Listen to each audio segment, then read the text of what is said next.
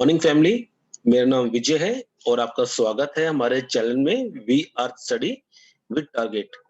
तो आज का टॉपिक जो है वो है सिद्धार्थ से महात्मा बुद्ध।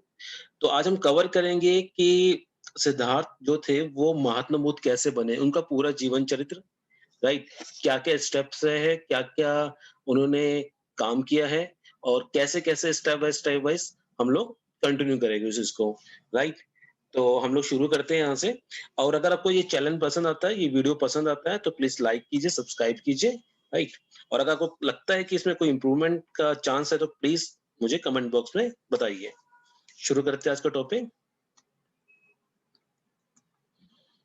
तो सबसे पहले उनका उनका जो मंत्र है वहीं से स्टार्ट करते हैं, बुद्धं शरणं गच्छामि। तो पहला रहेगा क्वेश्चन यहाँ पे कि महात्मा बुद्ध का जन्म कहाँ हुआ? तो महात्मा बुद्ध का जो जन्म है वो 563 ईसा पूर्व में कपिलवस्तु के लुम्बिनी नामक स्थान पे हुआ और वर्तमान में ये कहाँ है? वर्तमान में ये नेपाल में है। इसमें से क्वेश्चन बन जाता है कि उनका जो जन्म है वो किस ईसा पूर्व हुआ है? तो 563 ईसा पूर्व हुआ है। कहाँ हुआ है? कपिलवस्तु में हुआ है। कपिलवस्तु के लुम्बिनी नामक स्थान पर हुआ है और ये वर्तमान में कहाँ है? ये वर्तमान में नेपाल में है। नेक्स्ट वन, महात्मा बुद्ध के पिता का क्या नाम था? तो महात्मा बुद्ध के जो पिता थे, इनका नाम था शुद्धोधन। इनके पिता शाक्य गण के मुखिया थे। तो यहाँ से जो शाक्य गण है, यहाँ से इनके गोत्र का पता चलता है। आगे जाके ये क्वेश्चन आएगा कि महात्मा बुद्ध का गोत्र क्या था? तो इनके पिता के गोत्र से इनके गोत्र का पता चलता है कि इनके जो पिता थे, वो शाक्य गण के थे। नेक्स्ट वन, महात्मा बुद्ध की माता का क्या नाम था? तो महात्मा बुद्ध की देखिए यहाँ पे ना दो नाम लिखे हुए हैं। जो पहला नाम है माया देवी, ये इनकी रियल मदर है और एक्चुअली क्या था कि इनकी जब महात्मा बुद्ध का जन्म हुआ था तो उनके 7वें दिन ही इनकी जो माता थी इनका देहांत हो गया था। तो जो उनका लालन पालन है, जो उनका उनको जो पाला है वो इनकी सौतेली माँ ने महाप्रजापति गौतमी ने पाला है। और आगे जाके देखिए हम लोग की जो महात्मा बुद्ध की जो पहली एज ए लेडी जो भिक्षुणी बनेगी वो इनकी यही माता माता महाप्रजापति गौतमी बनेगी, राइट? नेक्स्ट क्वेश्चन है गौतम बुद्ध के बचपन का क्या नाम था? आई थिंक ये क्वेश्चन तो इसका आंसर सबको पता होना चाहिए। तो महात्मा बुद्ध के जो बचपन का नाम था वो था सिद्धार्थ। महात्मा बुद्ध कौन से गोत्र से संबंध रखते थे? ये मैं ऊपर ही क्लियर कर चुका हूँ। वो शाक्य गोत्र से संबंध रखते थे। नेक्स्ट क्वेश्चन, महात्मा बुद्ध की पत्नी का क्या नाम था? तो महात्मा बुद्ध का जो विवाह था वो 16 वर्ष की आयु में हो गया था और जो उनका विवाह हुआ था वो हुआ था यशोधरा से। तो महात्मा बुद्ध की जो पत्नी है उनका नाम यशोधरा था और इनका विवाह 16 वर्ष की आयु में हुआ था। नेक्स्ट क्वेश्चन, महात्मा बुद्ध के बेटे का क्या नाम था? महात्मा बुद्ध के बेटे का नाम राहुल था। महात्मा बुद्ध के सारथी का क्या नाम था? देखिए एग्जाम के अंदर कहाँ से क्वेश्चन पुट अप होता है, यू नेवर नो।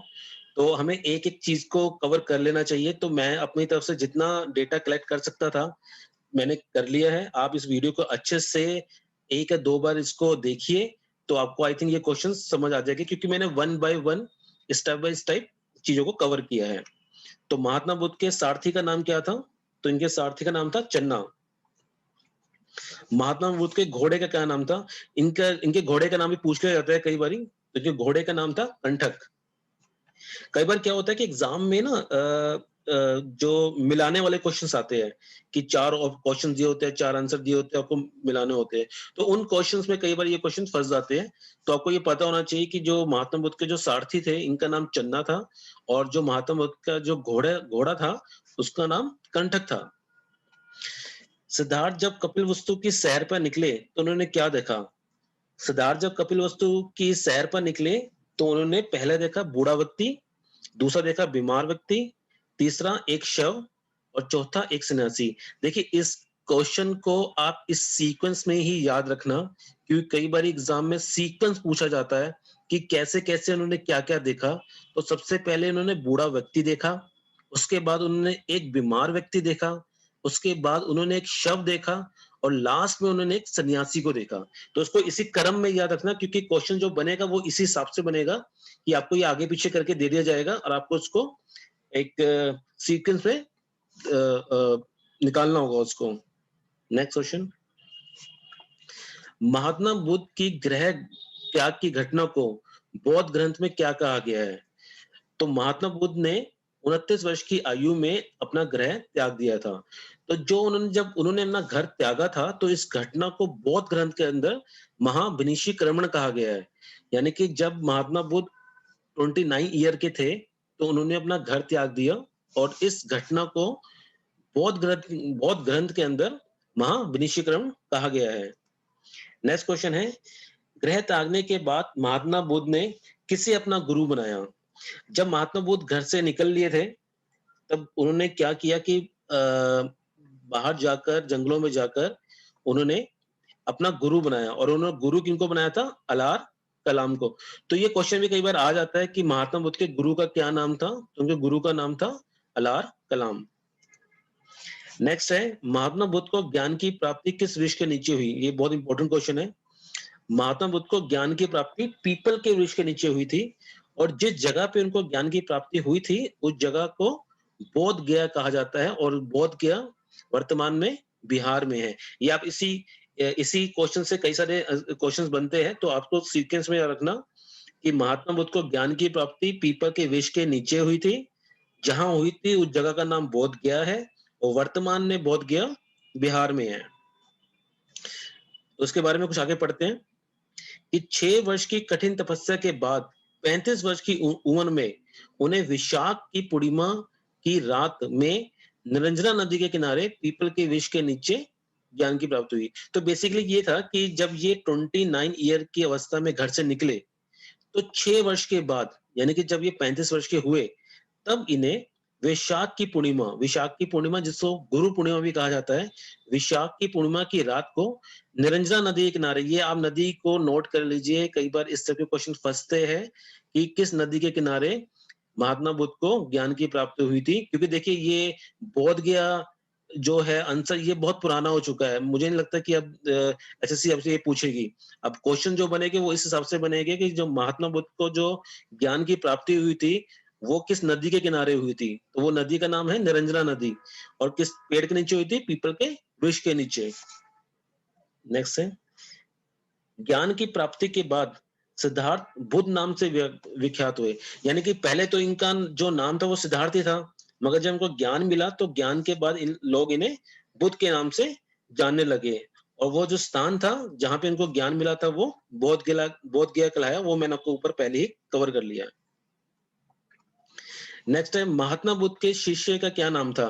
देखिए, महात्मा बुद्ध के कई सारे शिष्य थे, जिनमें से कुछ जो मेन है वो है आनंद एवं उपाली।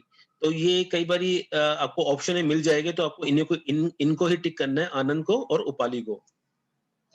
महात्मा बुद्ध के प्रथम महिला शिष्य, ये मैंने आपको पहले ऊपर शुरू में बताया था कि जो महात्मा बुद्ध की जो माता थी, वो ही उनकी पहली महिला शिष्य बनी थी, महाप्रजापति गौतमी।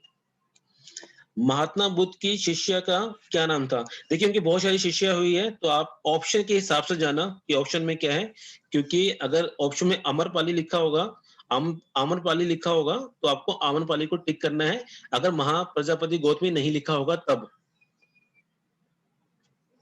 नेक्स्ट है, महात्मा बुद्ध ने अपना पहला उपदेश कहाँ दिया? ये भी बहुत इंपॉर्टेंट क्वेश्चन है। आई थिंक कई बार पूछा जा चुका है क्वेश्चन है कि महात्मा बुद्ध का पहला उपदेश कहाँ हुआ था? तो महात्मा बुद्ध का पहला उपदेश सारनाथ में हुआ था। नेक्स्ट है, महात्मा बुद्ध को कठिन तपस्या करने के बाद भोजन कराने वाली स्त्री का क्या नाम था? देखिए, महात्मा बुद्ध ने जब कठिन तपस्या करी थी, तो उनको एक स्त्री ने भोजन कराया था। उस स्त्री का नाम भी पूछा जा सकता है, तो उनका नाम है सुजाता। देखिए, मैंने इसमें जितना मैं कवर कर सकता था डीप में जाके मैंने कवर किया है। आप प्लीज इस वीडियो को 2 या 3 बार देखिए, ताकि ये आपके माइंड में अच्छे से बैठ जाए। नेक्स्ट क्वेश्चन है कि महात्मा बुद्ध द्वारा दिया गया पहला उपदेश क्या कहलाता है? तो जो महात्मा बुद्ध ने अपना पहला उपदेश दिया था, वो क्या कहलाता है? वो कहलाता है धर्म चक्र परिवर्तन। महात्मा बुद्ध द्वारा दिया गया पहला उपदेश क्या कहलाता है? धर्म चक्र परिवर्तन।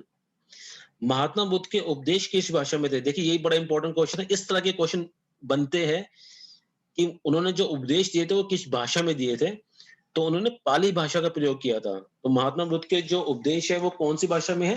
वो पाली भाषा में है। नेक्स्ट है कि महात्मा बुद्ध के उपदेश कहाँ-कहाँ दिए गए? तो उन्होंने जो उपदेश दिए थे वो बेसिकली कहाँ-कहाँ दिए थे? तो जो मेन जगह है वो ये है कि कौशल, वैशाली और कौशाम्बी। तो महात्मा बुद्ध के जो उपदेश है वो बेसिकली जो मेन जगह है, हालाँकि उन्होंने कई बहुत जगह उपदेश दिए थे, मगर जो मेन जगह जो कवर करते हैं वो है कौशल, वैशाली और कौशाम्बी। नेक्स्ट है महात्मा बुद्ध ने अपने सर्वाधिक उपदेश कहाँ दिए थे? ये भी बड़ा इंपॉर्टेंट क्वेश्चन है कि महात्मा बुद्ध के जो सर्वाधिक उपदेश थे, वो किस जगह पे हुए थे? वो है श्रावस्ती जगह। तो महात्मा बुद्ध के जो सर्वाधिक उपदेश है, वो श्रावस्ती जगह पे हुए थे और ये श्रावस्ती जो है, ये कौशल देश की राजधानी है। थी, ये कौशल देश की राजधानी थी उस समय। महात्मा बुद्ध के प्रमुख अनुयायी शासक कौन थे? जब महात्मा बुद्ध थे, जैसे ये क्वेश्चन भी आता है कि समकालीन, कौन किसका समकालीन है? तो इसमें ये है कि जब महात्मा बुद्ध के प्रमुख अनुयायी जो शासक थे, वो कौन थे? तो वो थे महाराज बिंबिसार। जो महाराज बिंबिसार थे, वो महात्मा बुद्ध के समकालीन थे और उनके अनुयायी शासक थे। सॉरी।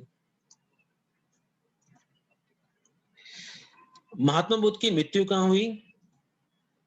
तो महात्मा बुद्ध की मृत्यु हुई थी कुशीनगर। जो कुशीनगर जो है वो आज के टाइम में कहाँ पड़ता है? उत्तर प्रदेश में।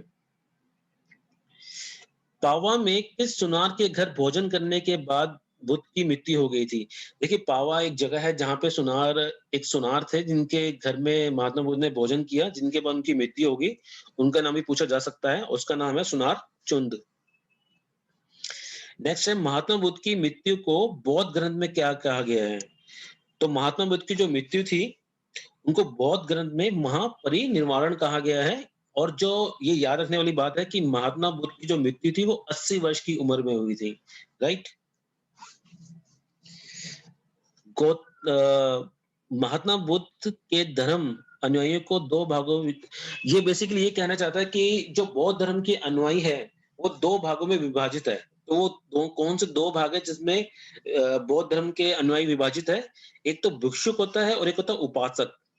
एक होता है भिक्षुक और एक होता है उपासक। तो हम फर्क समझते हैं कि क्या फर्क है। तो बौद्ध धर्म के प्रचार के लिए जिन्होंने संन्यास ग्रहण किया था, उन्हें तो भिक्षुक कहा जाता है। राइट। यानी कि बौद्ध धर्म के प्रचार के लिए जिन्होंने संन्यास ग्रहण कर लिया, उन्हें भिक्षुक कहा जाएगा। और गृहस्थ जीवन में रहते हुए बौद्ध धर्म को अपनाने वालों को उपासक कहा गया। यानी कि जिन्होंने तो संन्यास ग्रहण कर लिया, उनको तो वो तो कहलाए भिक्षुक, और जिन्होंने गृहस्थ जीवन में रहते हुए ही बौद्ध धर्म को अपनाया तो वो कहलाए उपासक। नेक्स्ट करते हैं, बौद्ध धर्म का ज्ञान किस ग्रंथ से होता है? तो कौन सा ऐसा ग्रंथ है जिससे बौद्ध धर्म का ज्ञान होता है? वो है त्रिपिटक। त्रिपिटक। और ये त्रिपिटक जो है ये पाली भाषा में, ये भी बड़ा इंपॉर्टेंट क्वेश्चन है, ये त्रिपिटक जो ग्रंथ है ये कौन सी भाषा में है? तो ये पाली भाषा में है। तो बौद्ध धर्म में त्रिपिटक के क्या नाम है? तो ये जो त्रिपिटक है इनके क्या क्या नाम है ये भी हम कवर करते हैं। तो ये तीन है। पहला है विनय पिटक, दूसरा है सूत्र पिटक और तीसरा है धम्म पिटक। तो पहला है विनय पिटक, दूसरा है सूत्र पिटक और तीसरा है अभिधम्म पिटक। तो आगे पढ़ते हैं, थोड़ा इसके बारे में समझते हैं ये है क्या चीज। तो जो विनय पिटक है ये भिक्षु और भिक्षुणी के लिए बनाए गए नियमों का संग्रह है। तो बेसिकली ये है कि जो भिक्षु और भिक्षुणी होंगे, जो बौद्ध धर्म को अपनाएंगे और जो संन्यास धारण करेंगे, उनके लिए कुछ नियम बनाए गए थे। तो उस नियमों को जो संग्रह किया गया है उसको विनय पिटक में किया गया है। सेकंड हम पढ़ते हैं सूत्र पिटक। जो सूत्र पिटक है इसे महात्मा बुद्ध के धार्मिक सिद्धांतों को संवाद के रूप में संकलित किया गया। यानी कि महात्मा बुद्ध ने जो धार्मिक सिद्धांत बनाए थे उनको संवाद के रूप में संकलित किया गया। किस पिटक में? सूत्र पिटक में। थर्ड है अभिधम्म पिटक। अभिधम्म पिटक में बेसिकली क्या है कि जो सूत्र पिटक है, सूत्र पिटक में वर्णित सिद्धांतों के लिए आवश्यक सूचनाओं के सारांश और प्रश्नोत्तरी का समावेश किया गया। तो बेसिकली ये कहना चाहता है कि जो सूत्र पिटक है जिसमें महात्मा बुद्ध के सिद्धांतों का वर्णन किया गया है, उसको आवश्यक सूचियों के अनुसार प्रश्नोत्तरी और सारांश में समावेश किया गया बेसिकली। नेक्स्ट पढ़ते हैं, बौद्ध धर्म में किसे त्रिरत्न कहा जाता है, यानी कि बौद्ध धर्म में किसे त्रिरत्न कहा जाता है। तो बौद्ध धर्म के त्रिरत्न है बुद्ध, धम्म और संघ। बौद्ध धर्म में त्रिरत्न बुद्ध, धम्म और संघ को कहा जाता है। नेक्स्ट क्वेश्चन है कि बौद्ध धर्म की रामायण किसे कहते हैं। तो बौद्ध धर्म की रामायण जो है वो बुद्ध चरित्र को कहते हैं। बौद्ध धर्म की रामायण किसे कहते हैं, बुद्ध चरित्र को। और जो बुद्ध चरित्र है ये इनके रचयिता कौन है, तो इनके रचयिता है अश्वघोष। तो ये क्वेश्चन आप नोट कर लेना अच्छे से, क्योंकि इस टाइप के क्वेश्चन बनते हैं कि जो ये क्वेश्चन इस टाइप से आएगा कि बौद्ध धर्म में जो बौद्ध चरित्र जो कि बौद्ध धर्म की रामायण है उसके रचयिता कौन है, तो उसके रचयिता कौन है, अश्वघोष। बौद्ध धर्म की गीता किसे कहते हैं, तो बौद्ध धर्म की गीता जो है वो धम्मपद को कहते हैं। बौद्ध धर्म की गीता धम्मपद को कहते हैं। नेक्स्ट है कि बौद्ध धर्म में पवित्र त्योहार कौन सा है, यानी कि जो बौद्ध धर्म है उनका पवित्र त्योहार कौन सा है, तो वैशाख पूर्णिमा। हमने शुरू में किया था कि जहां उनको ज्ञान की प्राप्ति हुई थी, राइट, तो उस जो वो दिन था वो वैशाख पूर्णिमा की रात थी। तो वैशाख पूर्णिमा की रात को ही बौद्ध धर्म में पवित्र त्योहार मनाया जाता है। और इस वैशाख पूर्णिमा को क्या कहते हैं, गुरु पूर्णिमा भी कहा जाता है, यानी कि वैशाख पूर्णिमा को गुरु पूर्णिमा भी कहा जाता है। नेक्स्ट क्वेश्चन है कि किन कथाओं का संबंध महात्मा बुद्ध से है। आंसर है जातक कथाओं का, लेकिन जातक कथाएं जो है इनका संबंध किससे है, महात्मा बुद्ध से है। आगे जाके बौद्ध धर्म दो भागों में विभाजित हो गया था। वो भाग थे हीनयान और महायान, यानी कि जो महात्मा बुद्ध के मृत्यु के 100 साल के बाद करीब ये बौद्ध धर्म आगे जाके दो भागों में विभाजित हो गया था सोच के हिसाब से। तो ये जो दो अलग अलग भाग बने थे, इनका एक का नाम था हीनयान और एक का नाम था महायान। आगे चलते हैं। देखिए हम ये बड़ा इंपॉर्टेंट है, राइट, तो थोड़ा यहाँ पे ध्यान रखना, क्योंकि यहाँ से क्वेश्चन बनने के बहुत ज्यादा चांसेस हैं कि जो बौद्ध महासभा हुई है वो कहाँ कहाँ हुई है। तो इसमें हम बेसिकली कवर करेंगे कि सभा कौन सी थी, किस नंबर की सभा थी, किस जगह पे वो हुई, उस समय जिस समय वो महासभा हुई थी उसकी अध्यक्षता कौन कर रहे थे, और वो किसके समकाल में हुई थी, यानी किसके समय काल में हुई थी, उस समय शासक कौन था, राइट। ये बहुत इंपॉर्टेंट है, यहाँ पे आप बिल्कुल ध्यान लगा के रखना, क्योंकि यहाँ से क्वेश्चन बनने के बहुत ज्यादा चांसेस होते हैं। शुरू करते हैं फर्स्ट। तो प्रथम जो बौद्ध संगीति है, यानी कि प्रथम बौद्ध सभा है जो, वो पहली बौद्ध सभा राजगृह में हुई थी। तो पहली बौद्ध सभा कहाँ हुई थी, राजगृह में। राजगृह में जो बौद्ध सभा हुई थी उसकी अध्यक्षता किसने करी थी, तो महाकश्यप ने की थी। राजगृह जो कि पहली बौद्ध सभा थी, इसकी अध्यक्षता किसने की थी, महाकश्यप ने। और जो ये पहली बौद्ध सभा है, पहली बौद्ध संगति है, ये किसके शासनकाल में हुई थी, तो ये अजात शत्रु के शासनकाल में हुई थी।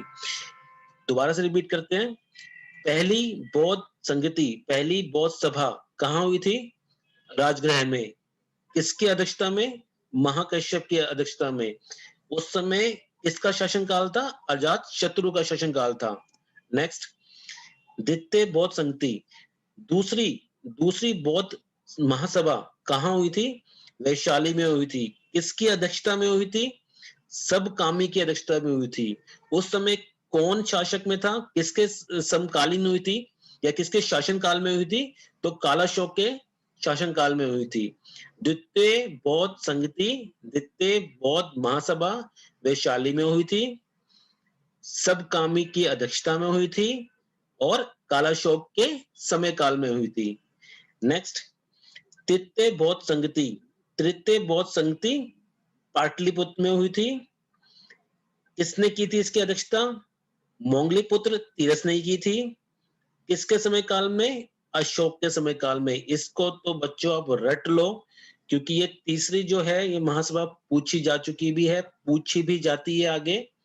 तो ये बहुत इंपॉर्टेंट है क्योंकि ये अशोक से रिलेटेड है, तो देखिए हिस्ट्री के अंदर आपको पता ही है कि अशोक और अकबर ये 2 बहुत मुख्य पात्र हैं, यहाँ से क्वेश्चन बनते हैं। तो इस महासभा क्योंकि तीसरी महासभा का जो संबंध है वो अशोक से है, तो यहाँ से क्वेश्चन बनने का बहुत चांस है। तो दोबारा रिपीट करते हैं, तो तीसरी महासभा है, तीसरी बौद्ध महासभा वो पाटलिपुत्र में हुई थी। मोंगलीपुत्र तीरथ ने इसकी अध्यक्षता की थी और समय काल किसका था? किसके शासन काल में हुई थी? अशोक के शासन काल में हुई थी। नेक्स्ट है कि जो चौथी बुद्ध संगति है, चौथी बुद्ध महासभा है, ये कहाँ हुई थी? तो जगह कौन सी है? कुंडलवन। कौन सी जगह है? कुंडलवन। किसकी अध्यक्षता में हुई थी? वासुमित्र की अध्यक्षता में हुई थी। किसके समकाल में हुई थी? कनिष्क के समकाल में हुई थी। देखिए 4 बौद्ध महासभा है, बहुत इंपॉर्टेंट है, पूछी जा सकती है। कौन सी महासभा किसके समकाल में हुई थी? ऐसा भी क्वेश्चन बन सकता है। कौन सी महासभा किसकी अध्यक्षता में हुई थी? ऐसा भी क्वेश्चन बन सकता है। कौन सी महासभा किस जगह पे हुई थी? ऐसा भी क्वेश्चन बन सकता है। तो आपको इसको अच्छे से इस वीडियो को 2-3 बार आपको देखना है ताकि आपको ये चीज अच्छे से आपके दिमाग में बैठ जाए। और बेस्ट वे क्या है कि बेस्ट वे ये है कि आप इसके नोट्स बनाएं, राइट? आगे चलते हैं। अब है बौद्ध शिक्षा केंद्र, यहाँ से भी क्वेश्चन पूछे जा सकते हैं। तो यहाँ पे हम 3 चीज कवर करेंगे कि जो शिक्षा का केंद्र है वो कहाँ पर है, उसके संस्थापक कौन थे और जो उसके संस्थापक थे वो किस वंश से ताल्लुक रखते थे, बिलोंग करते थे। तो पहला जो है वो है नालंदा। नालंदा तो देखिए अपने आप में बहुत इंपॉर्टेंट टॉपिक है हिस्ट्री के पॉइंट ऑफ व्यू से। तो जो पहला जो शिक्षा केंद्र है वो है नालंदा। तो जो नालंदा है इसकी स्थापना किसने की थी? कुमार गुप्त ने। तो यहाँ से क्वेश्चन बनता है कि नालंदा की स्थापना किसने की थी? कुमार गुप्त ने की थी। कुमार गुप्त कौन से वंश से संबंध रखते थे? गुप्त वंश से। पहला शिक्षा केंद्र नालंदा, संस्थापक कुमार गुप्त, वंश गुप्त वंश। नेक्स्ट औदंतपुरी, दूसरा जो है शिक्षा केंद्र औदंतपुरी, संस्थापक कौन थे? गोपाल। और गोपाल जो है वो कौन से वंश से बिलोंग करते हैं? पाल वंश से। नेक्स्ट है विक्रमशिला। विक्रमशिला इनके संस्थापक थे धर्मपाल और धर्मपाल जो बिलोंग करते हैं या संबंध रखते हैं पाल वंश से। यानी कि जो विक्रमशिला शिक्षा केंद्र है इनके संस्थापक धर्मपाल है। धर्मपाल जो धर्मपाल किस वंश से संबंध रखते हैं? पाल वंश से। चौथा है वल्भी। वल्भी के संस्थापक कौन है? भाट्रक। और जो भाट्रक है वो कौन से वंश से संबंध रखते हैं? मैत्रक वंश से। गाइस यहाँ पे ये टॉपिक खत्म होता है। मैं जितना इसमें कवर कर सकता था मैंने कवर किया है। And thank you so much for your time. अगर आपको ये वीडियो पसंद आता है तो प्लीज आप लाइक कीजिए, सब्सक्राइब कीजिए और अगर आपको लगता है कि इसमें कोई इंप्रूवमेंट के चांस है तो प्लीज आप मुझे कमेंट बॉक्स में मेंशन कीजिए। Thank you so much for your time.